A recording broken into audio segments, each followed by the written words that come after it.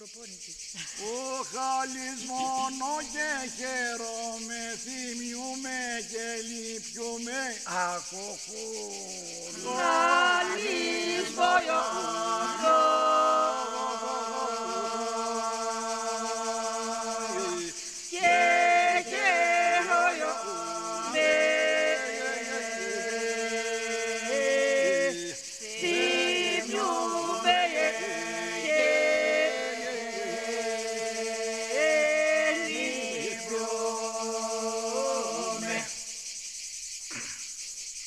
Θυμήθηκα την ξενιτιά και θέλω να πηγαίνω. Αχοχο. Θυμήθηκα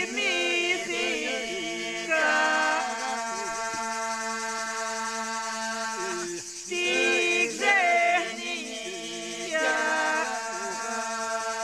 Εγώ ήθελα να πάω μια φορά στην Αυστραλία, έγιναν άλλες κοπέλες από το χωριό και λέω στον πατέρα μου, εγώ πατέρα του λέω φεύγω για την Αυστραλία.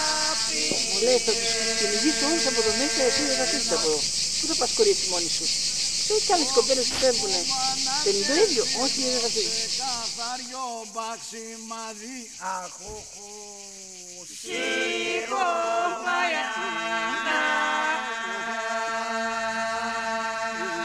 και ζυμποϊώσε.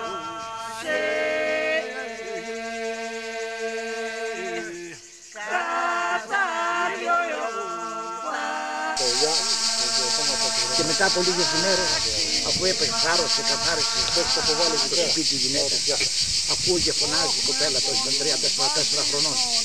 Έλα σούλα, μια ξαδέρφη της, να μπει στο σπίτι μου, πόσο ωραίο το έκανε και η μαμά μου σήμερα, πόσο ωραίο σπίτι έχουμε γίνει. Τρελά πράγματα.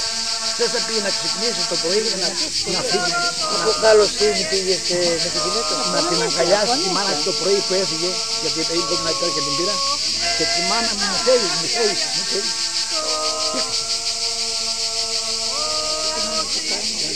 Φοβερό πράγμα, φοβερό. Γιατί για ένα καλύτερο αύριο, να πάμε να κάνουμε και εμείς, να πάρουμε λεφτά, να πάρουμε σπίτι, να κάνουμε κάτι. Βάζει φωτιά στο φουρνό, αχοχο. Και με πολλιόλες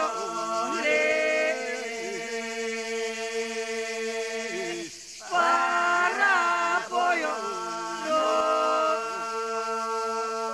Όταν γύρισα, 20 μέρες πάθησα, είχα προγραμματίσει να κλείσουμε ένα προμηθοβόλιο γιατί δεν μας αφήνουν να πάθουμε τα παιδιά. Τον ένα χρόνο έπρεπε όταν υπογράφαμε θα πηγαίναμε μόνο για δουλειά. Παιδί αποκλείεται, έχει ζωή να αποκλείεται. Δηλαδή άρρωστος να είσαι να αποκλείεται. Δεν σε παίρνανε. Ένα χρόνο μέχρι να βγεις τελείως. Και λέγαμε ένας χρόνος θα πάμε μετά θα πάρουμε το παιδί. Τον ένα χρόνο αρρωσταίνω εγώ, πάμε και ένα άλλο παιδί.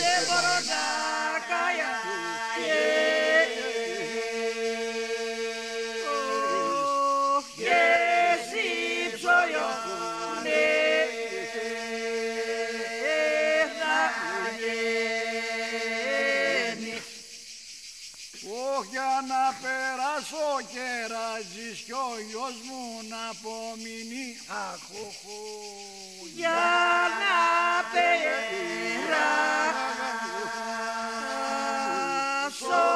κεράζεις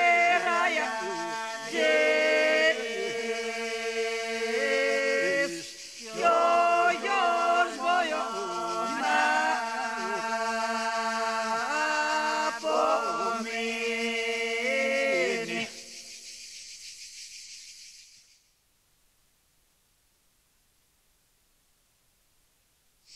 Εκείνο το οποίο είναι που σε θυμίζει τα παλιά χρόνια είναι μόνο το ποτάμι.